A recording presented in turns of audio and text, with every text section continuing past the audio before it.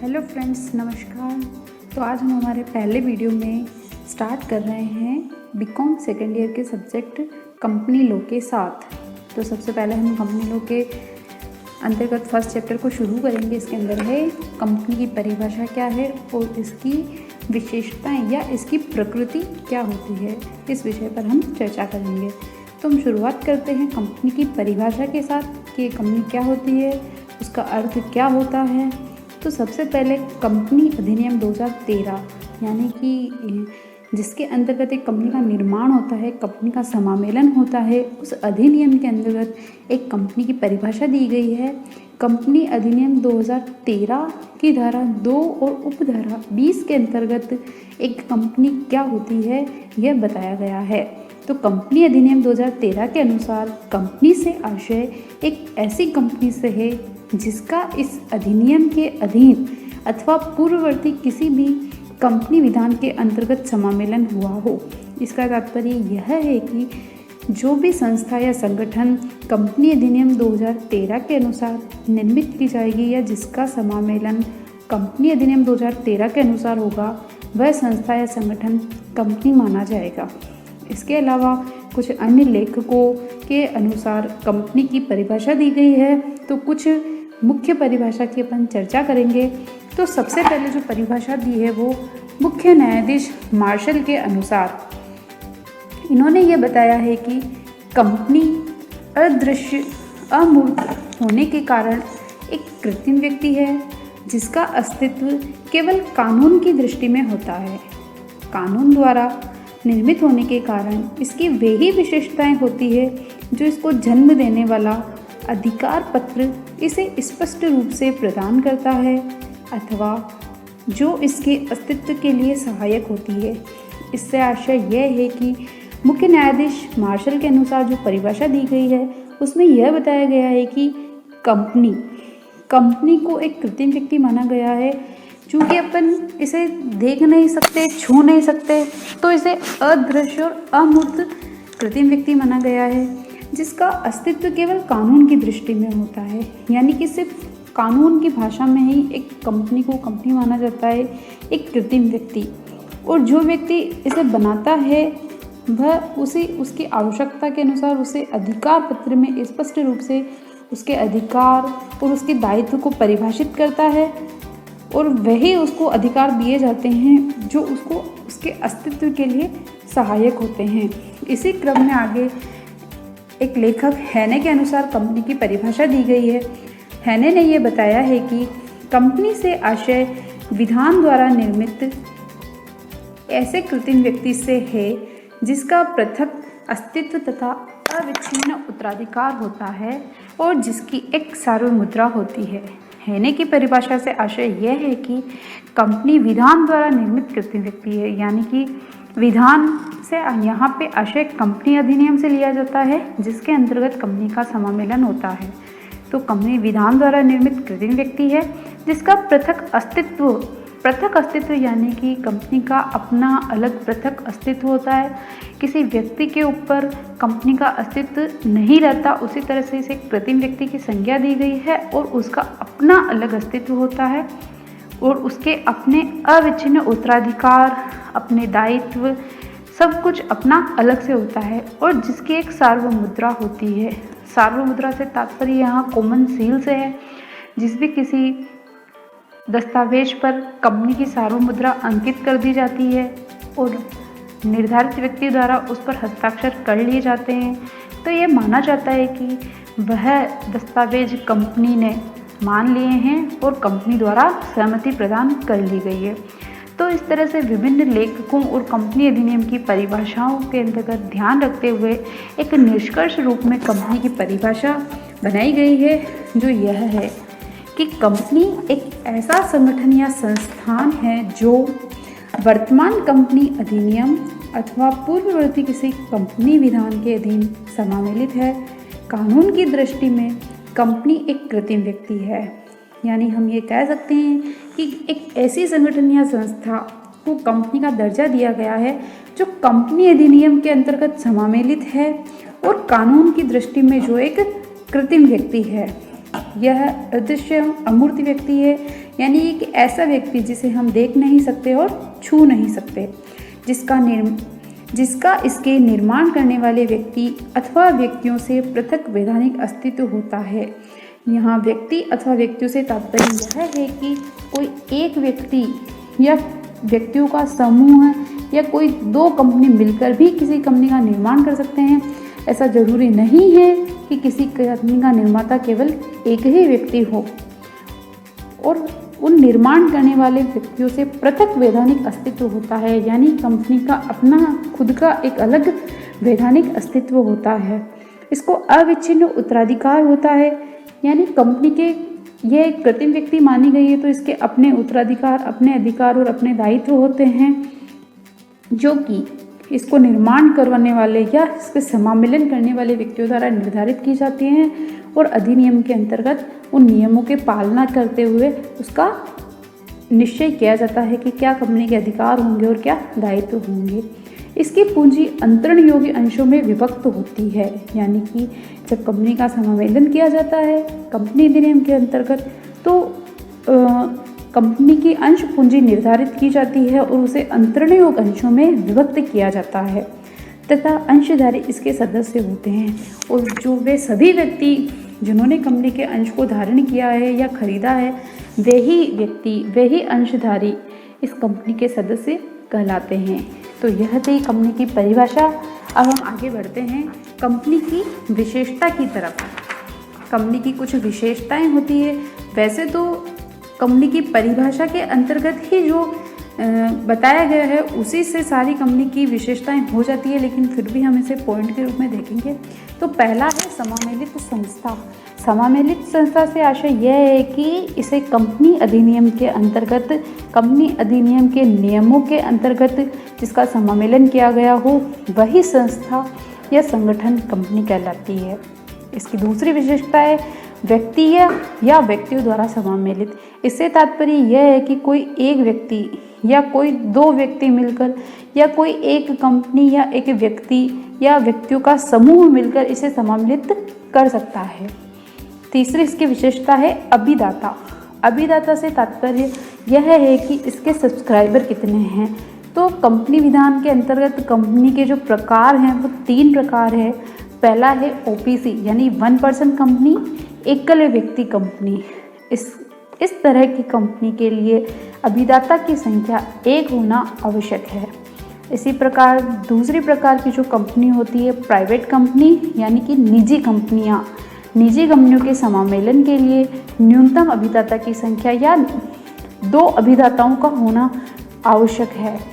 तीसरा जो प्रकार है वो है पब्लिक कंपनी यानी कि सार्वजनिक कंपनी। सार्वजनिक कंपनी के निर्माण के लिए अभिदाता 7 होने चाहिए, यानी कि न्यूनतम 7 व्यक्ति मिलकर ही सार्वजनिक कंपनी का समावेलन करने के लिए आवेदन कर सकते हैं। न्यूनतम 7 सदस्यों का होना, 7 अभिदाताओं का होना आवश्यक बताया गया है। कंपनी की चौथी विशेषता है सदस्यों की न्यूनतम एवं अधिकतम संख्या। न्यूनतम एवं अधिकतम संख्या से तात्पर्य कि उस कंपनी में कितने सदस्य या कितने अभिदाता हो सकते हैं यह बताया गया है। तो जो कंपनी के 3 प्रकार होते हैं ओपीसी, एकल व्यक्ति कंपनी, निजी कंपनी और सार्वजनिक कंपनी। एकल व्यक्ति जो कंपनी होती है उसके अंतर्गत न्यूनतम और अधिकतम केवल एक ही व्यक्ति हो सकता है। निजी कंपनियां होती है उसके अंतर्गत न्यूनतम संख्या 2 निर्धारित की गई है और इसे अधिकतम 200 की सीमा तक ले जाया जा सकता है। इसी तरह से जो सार्वजनिक कंपनी होती है उसमें सदस्यों की न्यूनतम संख्या 7 निर्धारित की गई है जो कि उसकी समामेलन के लिए आवश्यक होते हैं और इसकी अधिकतम संख्या का निर्धारण नहीं किया गया है। कंपनी के जितने अंश होते हैं या जितने इसके अंशधारी होते हैं उतने ही कंपनी के सदस्य हो सकते हैं। इसकी अधिकतम सीमा पर कोई प्रतिबंध कंपनी अधिनियम के अंतर्गत नहीं बताया गया है। तो हम अब अगली विशेषता कंपनी की लेते हैं। विधान के अधीन निर्मित कृत्रिम व्यक्ति। एक ऐसा व्यक्ति जो विधान के अंतर्गत बनाया गया है और जिसे कृत्रिम व्यक्ति की उपाधि दी गई है, यानी एक ऐसी संगठन या संस्था जिसका समामेलन कंपनी अधिनियम के अंतर्गत किया गया हो तो उसे विधान द्वारा निर्मित कृत्रिम व्यक्ति कहा जाएगा जो एक कंपनी कहलाती है। पृथक वैधानिक अस्तित्व। जैसा कि कंपनी की परिभाषा में भी बताया गया था कि जब कंपनी का समामेलन हो जाता है और उसे एक कृत्रिम व्यक्ति की उपाधि दी गई है तो उसका अपना एक उसके संचालकों एवं सदस्यों से पृथक वैधानिक अस्तित्व होता है। अविच्छिन्न उत्तराधिकार या स्थायी अस्तित्व। अविच्छिन्न उत्तराधिकार से तात्पर्य यह है कि जो कंपनी के समामेलन के समय कंपनी के अभिदाताओं द्वारा जो उत्तराधिकार अधिकार या दायित्व कंपनी को दिए जाते हैं वे कंपनी के अपने स्वयं के होते हैं और अपना स्थायी अस्तित्व होता है। अगली विशेषता है सार्वमुद्रा। सार्वमुद्रा यानी कि कॉमन सील। कंपनी की अपनी एक कॉमन सील होती है जिस पर कंपनी का नाम अंकित होता है। जिस भी दस्तावेज पर यह अंकित कर दी जाती है और आदेशित व्यक्तियों द्वारा हस्ताक्षर कर लिए जाते हैं उस सील पर, तो यह माना जाता है कि वह दस्तावेज कंपनी द्वारा सहमत कर लिए गए हैं या उन दस्तावेजों पर कंपनी द्वारा सहमति प्रदान कर ली गई है। अगली विशेषता है अंश पूंजी। अंश पूंजी यानी कि वह पूंजी जिससे कंपनी समामेलन के समय बताया जाता है कि अंश पूंजी निर्धारित की जाती है और बताया जाता है कितने अंशों में विभक्त है, कितने रुपए का अंश है, कितने अंशदाताओं द्वारा इसे लिया गया है। कंपनी की अंश पूंजी ये विभिन्न प्रकार की होती है, जैसे authorise capital, subscribe capital, paid up capital, इस तरह से अलग अलग। अगली विशेषता है अंतरणीय अंश। अंतरणीय अंश से तात्पर्य है कि जो कंपनी के अंश होते हैं वो ट्रांसफरेबल, हस्तांतरण योग्य, एक दूसरे को अंतरित किए जा सकते हैं, लेकिन एकल व्यक्ति कंपनी के अंतर्गत ऐसा नहीं हो सकता है। एकल व्यक्ति के अंतर्गत सारे अंश, सारी पूंजी सिर्फ उसी व्यक्ति की होती है जिसके द्वारा कंपनी का निर्माण या समामेलन किया गया है। निजी कंपनी के अंतर्गत कुछ प्रतिबंधित नियमों के अंतर्गत अंशों का हस्तांतरण किया जा सकता है, लेकिन सार्वजनिक कंपनियों के अंतर्गत आप आसानी से अपने अंश दूसरों को हस्तांतरित कर सकते हैं, इस पर कोई प्रतिबंध नहीं होता है। अभियोग योग्यता। अभियोग योग्यता से तात्पर्य यह है कि कंपनी का चूंकि एक कृत्रिम व्यक्ति की उपाधि दी गई है और उसका अपना अलग पृथक वैधानिक अस्तित्व होता है, तो वह अभियोग क्षमता रखती है। कंपनी किसी भी व्यक्ति या किसी अन्य व्यक्ति पर वाद प्रस्तुत कर सकती है या कोई और व्यक्ति या कंपनी पर भी वाद प्रस्तुत कर सकता है। पृथक संपत्ति।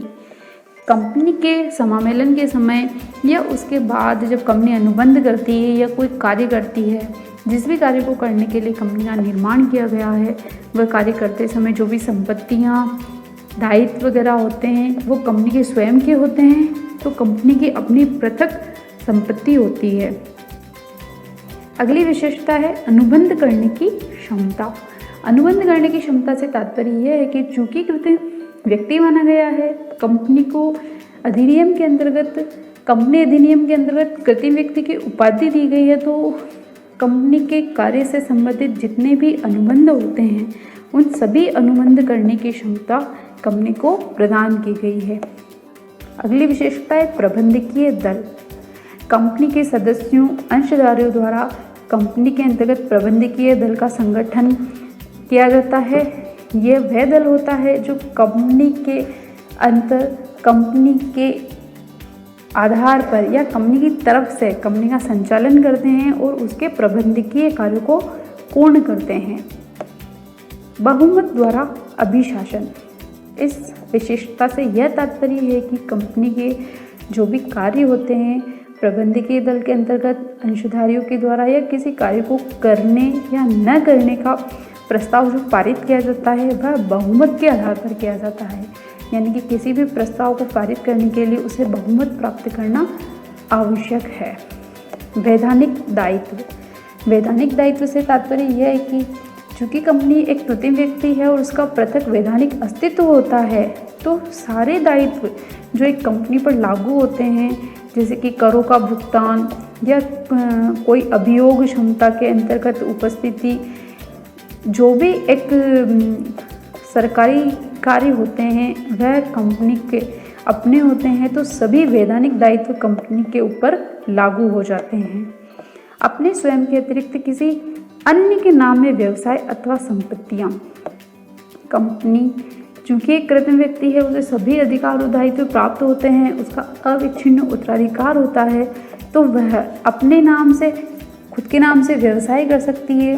वह चाहे तो किसी और के नाम से भी कर सकती है। तो वह अपनी संपत्तियां अपने नाम पर ले सकती है और वह किसी अन्य के लिए भी ऐसा कर सकती है। तो बढ़ते हैं अगली विशेषता की तरफ। कंपनी की अगली विशेषता है माल अथवा सेवाओं का व्यवसाय। इस विशेषता से तात्पर्य यह है कि कंपनी का जब निर्माण समामेलन किया जाता है इसके अभिदाताओं द्वारा, तो जिस कार्य के लिए कंपनी का निर्माण किया गया है, कि किसी माल को खरीदने या बेचने का, या किसी माल के उत्पादन के लिए, या किसी सेवाओं के लिए, तो जिस भी कार्य के लिए कंपनी का समामेलन किया गया है वह कार्य कंपनी द्वारा संपादित किए जाएंगे। कंपनी की अगली विशेषता है संपदा या उपक्रम से पृथक अस्तित्व। यह अगर ऐसा कहा जाए कि यह इसी विशेषता का दोहरा है तो इसे मानना सही होगा, क्योंकि कंपनी का अपना अलग पृथक अस्तित्व होता है, तो उसकी सारी संपदाएं या उपक्रम में जो है वो सभी भी अलग कंपनी के नाम से ही होंगी। निवास स्थान, कंपनी का जो रजिस्टर्ड कार्यालय होता है वह कंपनी का निवास स्थान होता है। क्योंकि इसे कृत्रिम व्यक्ति और पृथक वैधानिक अस्तित्व माना गया है, तो वो रजिस्टर्ड कार्यालय को कंपनी का निवास स्थान माना जाएगा। अगली इसकी विशेषता है राष्ट्रीयता। राष्ट्रीयता से तात्पर्य है कि जिस प्रकार जो नागरिक होते हैं वे रेजिडेंट, नॉन रेजिडेंट या फॉरेन होते हैं, उसी तरह से जिस कंपनी अधिनियम या जिस देश के कंपनी अधिनियम के अंतर्गत कंपनी का निर्माण किया गया है, उस कंपनी को उसी देश की नागरिकता प्राप्त होती है। भारत में जो कंपनियां कंपनी अधिनियम 2013 के अंतर्गत समामेलित की जाती है उन्हें भारत की नागरिकता प्राप्त होती है। नागरिक नहीं एवं मूल अधिकार भी नहीं। कंपनी की जो ये विशेषता है, चूँकि इसे व्यक्ति तो माना गया है लेकिन कैसा, कृत्रिम व्यक्ति, तो कृत्रिम व्यक्ति है तो इसे मूल अधिकार प्राप्त नहीं हो सकते हैं। जैसे कि किसी दायित्व के अंतर्गत कंपनी पर सज़ा होती है कि 6 महीने की सज़ा है, या कोई ऐसा मूल जो एक कार्य नागरिक द्वारा किए जाते हैं वह लागू वह अधिकार नहीं होते, लेकिन कंपनी द्वारा निर्धारित जो व्यक्ति होता है उस पर वह लागू हो जाते हैं। सामाजिक उत्तरदायित्व, चूँकि कंपनी को एक कृत्रिम व्यक्ति का दर्जा दिया गया है तो उस पर एक सामाजिक उत्तरदायित्व उत्पन्न होते हैं, और इसी क्रम में कंपनी अधिनियम की धारा 135 के अंतर्गत कॉरपोरेट सोशल रिस्पॉन्सिबिलिटी, इसके अंतर्गत सामाजिक उत्तरदायित्व को परिभाषित किया जा चुका है, और किसी भी कंपनी को अपने अर्जित लाभों का कुछ निश्चित अनुपात में समाज के लिए खर्च करना आवश्यक कर दिया गया है। कंपनी का चरित्र, चूँकि कंपनी को एक कृत्रिम व्यक्ति माना गया है तो इसे मूल अधिकार प्राप्त नहीं होते, लेकिन इसके अपनी सीमाएं, दायित्व और अधिकार होते हैं, तो कंपनी का अपना चरित्र होता है। सामाजिक आर्थिक उद्देश्यों की पूर्ति का साधन, चूँकि एक कंपनी का निर्माण धनोपार्जन के लिए किया जाता है, आर्थिक उद्देश्यों की पूर्ति के लिए होता है, तो इसकी एक विशेषता है कि यह जो संस्था या संगठन है जिसका निर्माण सामाजिक या आर्थिक उद्देश्यों की पूर्ति का एक साधन है। तो यहीं पर हम कंपनी की परिभाषा और कंपनी की विशेषताएं समाप्त होती है। धन्यवाद।